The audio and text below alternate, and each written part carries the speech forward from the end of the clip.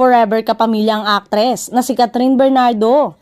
Tinuldukan ng Star Magic ang mga espekulasyon tungkol sa paglipat niya sa Crown Artist Management ni Nama Salvador at Rambo Nunez. Sa kanyang Instagram post, inanunsyo ng talent agency ng ABS-CBN ang nakatakdang pag-renew ng kontrata ni Catherine sa kanila sa February 2, 2024. A very special milestone is a Food Our Asia superstar and outstanding Asian star, Catherine Bernardo, saad ng Star Magic sa post. This February 2, witness Catherine flip the page to new stellar adventures as a kapamilya in her Forever Kapamilya contract signing. Lumakas ang usap-usapang lilipat na si Catherine matapos mag-expired ang kontrata niya sa Star Magic at pagwawakas ng relasyon nila ni Daniel Padilla.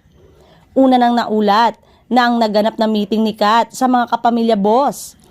Masayang-masaya ang fans na muli nila itong mapapanood sa kapamilya platform at tinawag nga nila itong a very good decision, hango sa last movie ni Kat na A Very Good Girl.